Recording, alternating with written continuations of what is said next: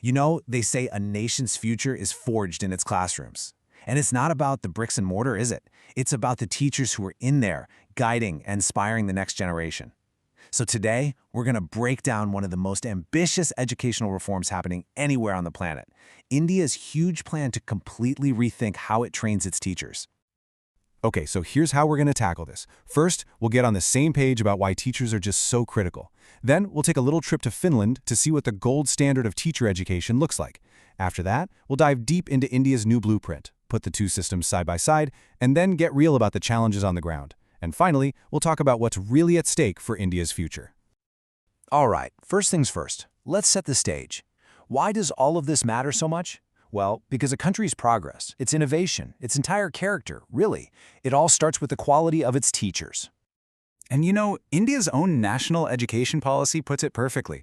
This isn't just about getting a job. We're talking about nation building. Every single reform, every dollar spent, it all comes down to empowering that one person at the front of the classroom, the teacher. And that brings us to the big question, right? The one that this whole explainer is really about. How do you design a system that doesn't just churn out teachers, but actually cultivates a whole generation of truly great educators? Well, to get some answers, let's look at a country that many consider the global benchmark, Finland. For decades, their education system has been held up as a model for pretty much everyone. And here's the thing. Finland's success isn't some kind of magic bullet. It's a deep, systemic commitment to the teaching profession itself. Their entire approach is built on this really solid foundation of rigorous, university-level, research-driven training.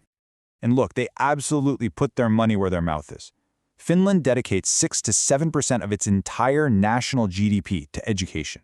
That kind of money sends a powerful message. It says teaching is a top national priority, and it helps create the conditions, better pay, great resources, to attract the best and brightest people into the field. And guess what? It totally works. Getting into a teacher education program in Finland is incredibly competitive. Because the profession is so respected and well-supported, it attracts top-tier graduates, making teaching a seriously prestigious career path.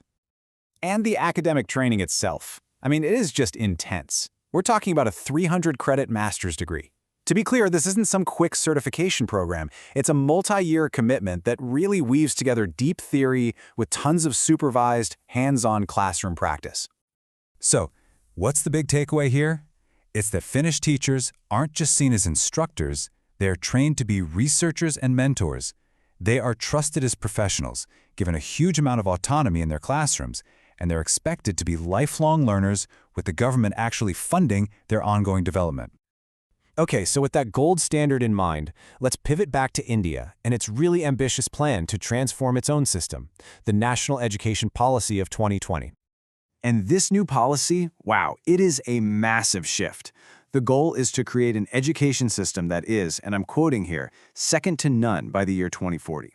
It's all about moving away from that old model of just memorizing facts for a test and instead really focusing on creativity, critical thinking, and a much more holistic education. At the heart of this plan are a few huge changes.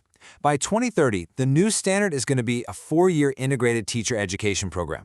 The focus is also shifting to what's called competency-based education. So, what can students actually do with what they know? And, just like in Finland, there's a huge new emphasis on continuous professional development for teachers using these big national online platforms. Okay, so now for the big comparison. How does India's new vision stack up against the Finnish model we just looked at? Let's put them side by side to really see the gap that these reforms are trying to close.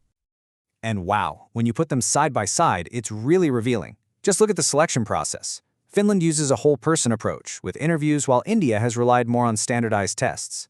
And even though the numbers for practical training might look kind of similar, the underlying philosophy is totally different. The Finnish model trains teachers to be autonomous researchers, while the traditional Indian model has been much more focused on direct instruction. But you know, having a great plan on paper is one thing. Actually making it happen, that's the real test. And for a country with the scale and diversity of India, the challenges are, well, they're monumental. I mean, let's get real about the obstacles here. You've got infrastructure issues, especially out in rural areas. Then there's the digital divide, which is a huge barrier for online training. You also have the human element, getting everyone on board and overcoming resistance to change. And then there's the sheer logistical nightmare of trying to reform over 10,000 different training institutes across all of India's states. And if you want a number that really drives the point home, look at this. Over 100,000 schools run by a single teacher. This isn't just about the quality of training. It's about providing basic support, resources, and a sense of community to teachers who are often working completely on their own. And this is really the heart of the challenge, right? The sheer difference in scale.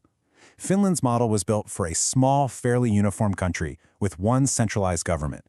India is operating on a completely different level of complexity, with both central and state governments involved, which makes rolling out any kind of uniform reform a massive undertaking. So, okay, we've got this massive vision and these huge, very real challenges. What does success even look like in this context? What's the end game here? Well, for starters, it begins with commitment, real financial commitment. The policy's goal of raising public investment to 6% of GDP, that would be an absolute game changer. It would signal the same kind of national priority that we see in countries like Finland, and it would provide the fuel for this whole transformation. But at the end of the day, the real win isn't just about the money, right? It's about the outcome. A successful reform means creating classrooms that are buzzing with creativity and critical thinking. It means building an education system that prepares a whole generation of Indians to be adaptable, innovative, lifelong learners. And that really leaves us with the final massive question. The blueprint is there, the ambition is undeniable, and the challenges are immense. The outcome of this huge effort won't just reform an education system, it's going to fundamentally shape the future of the world's largest democracy.